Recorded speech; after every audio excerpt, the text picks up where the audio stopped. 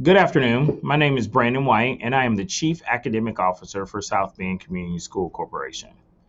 I just wanted to say, one, I appreciate all of your commitment and patience as we undertake what I would call very challenging, unique, frustrating times. But what I do know is that we're all in this together and that we continue to ask for feedback, to make changes and adjustments to support you as our educators and who do the on the ground work each and every day of providing quality learning for our students, regardless if that happens in our classrooms each and every day or if that happens in a remote situation, which we're currently in. Today, I just want to spend a few moments going over the e-learning expectations and guidelines that were sent out in a memo to all staff August the 10th for myself personally. So today, my hope is to provide an overview of the e-learning guidelines. Again, those were released in a memo on August the 10th. Establish a clear understanding of the IDOE expectations regarding e-learning at this point, which there have been numerous changes which have guided our e-learning guideline revisions, and I'll go through those through some detail. I want to make sure that I communicate expectations not only for teachers, but also for students, parents, and administrators. Discuss and clarify our grading policy, as well as the attendance policy, and then also identify tools and have an opportunity for you all to provide feedback. So let's begin with those the IDOE guidelines and expectations. All schools must provide at least 5 hours of instructional time to grades 1 through 6, and at least 6 hours of instructional time 7 through 12th grades. I want to stop here and just make you, or to, I should say, remind you that kindergarten or pre-K are not a required grade levels by our state. So that's why those grades are left out. But we hold the same expectations for those grades to provide quality instructional time for them through an e-learning platform as well. This also will go into explaining, and I'll touch base on this when I go through the sample schedules more. I know there's been a lot of conversations and even some confusion around what does it really look like to provide live instruction, and do we have to be on our computers for the entire day, and what does that really look like, and what does live instruction constitute, or what does instruction mean when we state that in the expectations. I'll provide that here in a moment, some additional guidance with that. We also must be in school for at least 180 days. And when we talk about instructional time, that's the time that we would have students actively engaged in content. And that includes virtual instruction. And then also students must be engaged in the same amount of time as we would expect that they be engaged in in-person learning. This is different. We had a little much more flexibility during the spring, and that was because numerous districts across the state were implementing e-learning for the first time. So the state gave a lot of grace and, again, flexibility with those guidelines, but they've returned to those original expectations prior to the current pandemic. So let's begin talking about our students. Students' expectations involve being logged into the LMS on a daily basis. Teachers may use Canvas. However, Google Classroom continues to be our preferred method at this time. We have paused our implementation of Canvas just because we want to make sure that we can do that implementation process when our students are actually in classrooms, where we can help support and guide and teach them how to make that transition over to Canvas as our main LMS. Students should be attending synchronous learning opportunities as much as possible. We are wanting you, though, to record all synchronous direct instruction, because we know that our families have a host of differences and challenges that may make it hard for them to attend the scheduled live synchronous learning sessions, depending on if they're providing childcare to their siblings, to parents are at home, are at work, and they are involved in childcare where they are not able to access e-learning. The expectation is that they're completing all assignments, and those will be graded, and that they participate in class activities.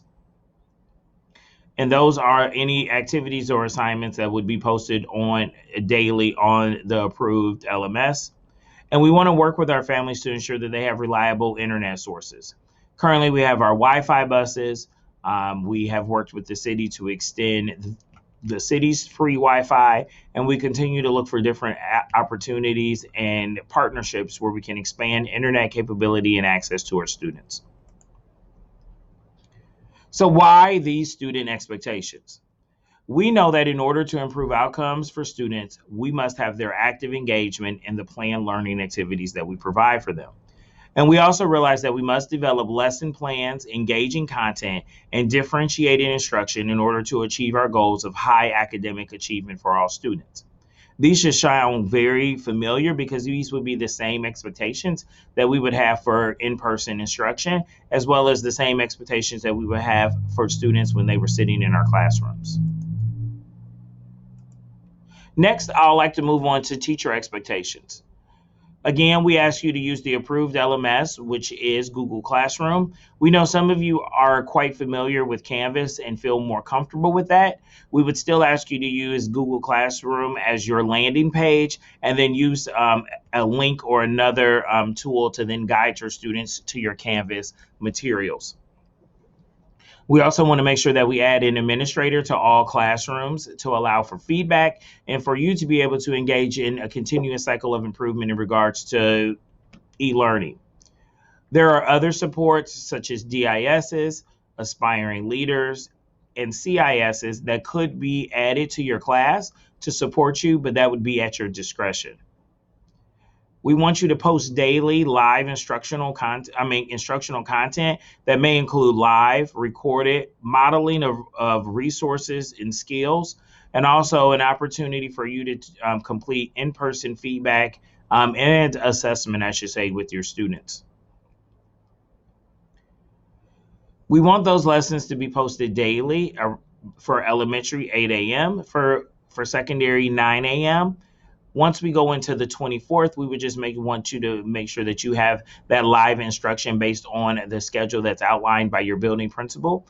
And then also that you should be available throughout the school day for any type of parent email, whether that come through email, Google phone, or any other communication systems or supports that you use. And we ask that you reply within a 24-hour time period. When we talk about this live instruction and when we talk about providing instruction, we expect that to be a blend of on-screen and off-screen activities and tasks. We're not asking you nor our students to be continuously engaged in looking at a screen from 8 a.m. in the morning to 3 p.m. in the afternoon, or 9 a.m. to 4 p.m. for our secondary schools. It should be a blended approach, just like you would tackle your own instruction if we were in person, where that would look as that you would provide direct guided instruction and support to your students, which means you would be in front of students providing that instruction. And then it would maybe then be modeling, guided practice, an opportunity for students to engage in questioning and answering using higher level questioning strategies, or it may even include an opportunity to use an informal or formal formative assessment to gather data on where your students exist on that continuum of mastery given the Indiana academic standards. Please plan to provide both asynchronous and synchronous learning opportunities. Again, I mentioned this earlier, but we are aware that our students and families have a host of challenges due to this recent pandemic, and it's important for us to make sure that we are providing flexibility, and so that we are asking you to record all Google Meet interactions for your students and place those on your Google Classroom. I want to pause here because there was a question that arose around guided reading or small group instruction.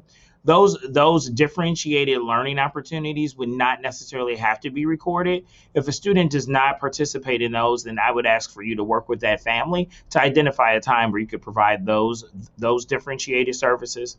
When we talk about recording your live instruction, that would really be the direct instruction where you're either presenting new learning or other instructional situations that you would provide to an entire class. We are asking for your protection and the safety of our students, that you would record one-on-one sessions at all times, just so we can have that evidence as if any concerns arose, that we could go back to that recording of that instruction and be able to support you with that evidence. Teachers, if you're going to make an adjustment to your schedule, both elementary and secondary, I would ask that you give 48-hour notice if at all possible. We do understand that there's unexpected illnesses or emergencies where a sub would have to be called, and that would be a different circumstance. So between August 12th through August 21st, we want your focus, just as if you were in your classrooms, to be on understanding and getting to know your students, identify any social and emotional needs they have, focus on building their own social and emotional capacity, especially during these traumatic times in our country and our world. And what we've provided is there are resources that will be uploaded onto the Curriculum and Instruction Canvas page that can help you identify and support your students and build some strength around dealing with the trauma that may have incurred for various reasons while they were away from our buildings. You also have resources such as your school nurses, the Curriculum and Instruction Department, as well as the Office of Equity and Inclusion and Diversity, that will be providing you numerous resources to help and guide your e-learning journey the first 8 weeks of this school year. So the e-learning schedule for elementary between August 12th through the 21st is 8 a.m. to 11 a.m. And then 12 p.m. to 3 p.m. we will engage in professional learning. During that professional learning block, there are numerous opportunities built into that schedule to provide you an opportunity to collaborate with your peers or to plan on how you will implement the new learning that you received during the professional learning. Middle and in high school, you'll follow a similar schedule, with your morning being 9 a.m. to 12 p.m., being actively engaged with your students through e-learning and active engaging lessons. And then from 1 to 4, your professional learning would take place at that time. So let me talk for a moment about what our schedules will look like that would begin August 24th. Here on the screen, you see an example schedule. The schedule is really to highlight that we want to have at least 3 hours of quality instructional periods. Beyond that, we also want to make sure that we're providing students one-on-one support, independent work time, and also the opportunity for you to provide small group instruction or flexible grouping. So at the elementary level, this is where you would engage students in small groups around literacy and math skills. Secondary, this would be an opportunity where you could check in on any type of project-based learning with certain groups, establish office hours. We've also, then for the elementary, have built in a collaboration plan time, because we know that is not naturally planned into the elementary schedule. And then also special areas such as math, art, and PE at the elementary level should be planned by building principals as we normally would each year. And those would then be embedded within your schedule that you would share with families once that's established prior to August 24th. For the secondary, here's a schedule that would demonstrate just those times that we want to see for each period. But again, remember that these periods may look different. So for example, if you have an English course that you teach both on period 1 and period 3, you may alternate between synchronous and asynchronous learning for those learning experiences. So that would not require you to be on camera from 9 a.m. to 4 p.m. every day, but you would really want to balance the needs of your students with what type of instruction that you're providing throughout the day. But please remember, there needs to be some type of interaction or contact with students on a daily basis. So why do we have these expectations for our teachers at this point?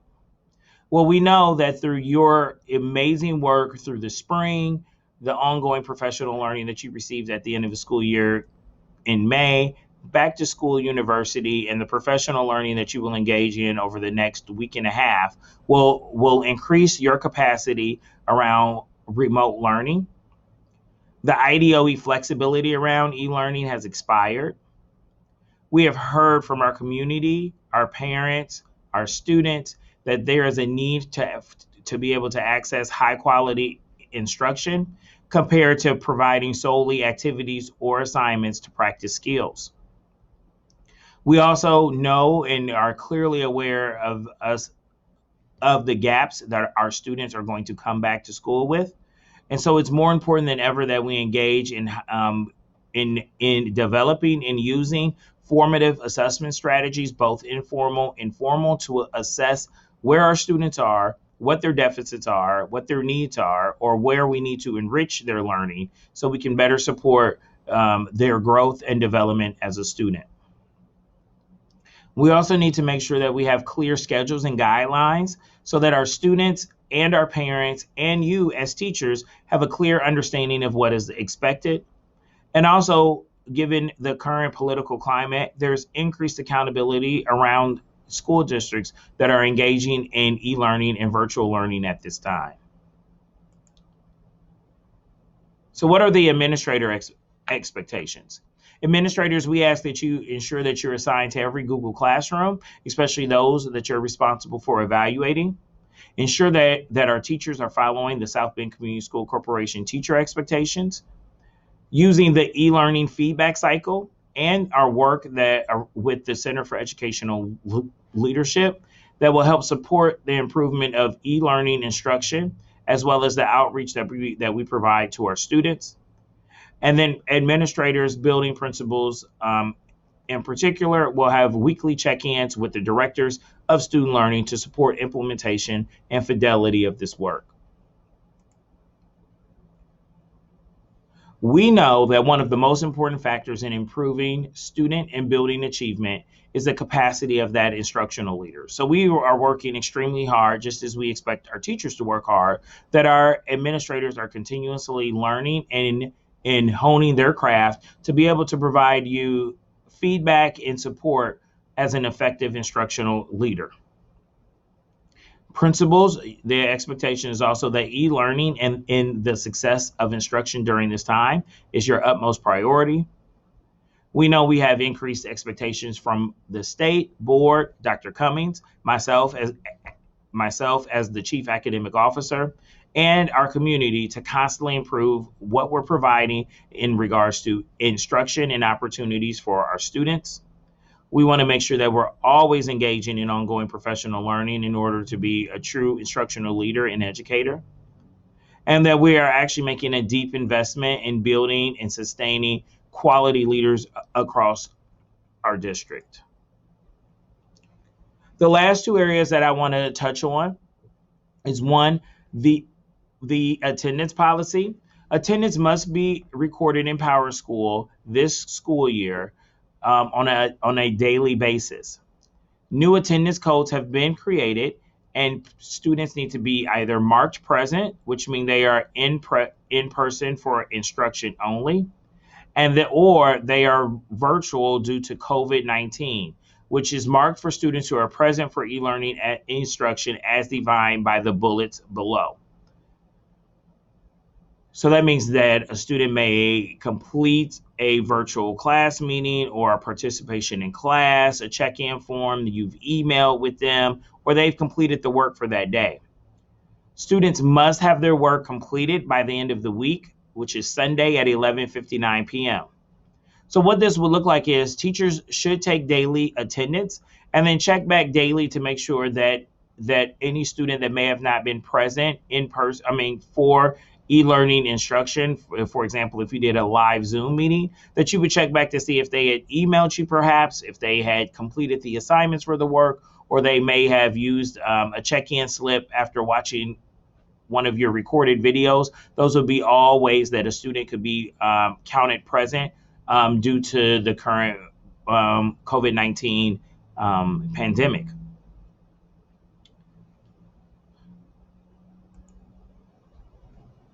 So grading. Last spring, the IDOE gave extensive flexibility around our grading policies. And this was really not to give students a free pass, but it was more important to ensure our students were not negatively impacted by the unexpected closure of our schools in the state. A lot of our students were not prepared due to lack of internet resources, lack of ability to access a device. There were numerous issues that came about. So now, though, along with some of the other flexibility that we had, this has gone away for our students as well. And we also understand that there's a clear importance of establishing rigorous expectations for our students, as well as for you as an educator to provide the feedback necessary to help support your students' growth in relationship to the standards. So students will be allowed to turn in work 1 week after within 1 week time frame from the original due date without any penalty. After that 1 week, teachers can take no more than 10% of the overall grade. Students must turn in work 1 week prior to the end of the midterm or 1 week prior to the end of the quarter to have that work actually count. All schools will continue to follow the South Bend Community Schools grading scale, and we do ask that you provide flexibility and provide accommodations when necessary when parents and students express concern or difficulty around submitting assignments. So I hope that this provided a brief overview and some clarity around the e-learning guidelines. We will continue to ask for your feedback through surveys, through having conversations with your principals around what's the best way that we can continue to support you and make sure that we are communicating clear and effective e-learning guidelines. I appreciate your time today, and I hope all of you have a wonderful 2020-2021 school year. Thank you and have a great day.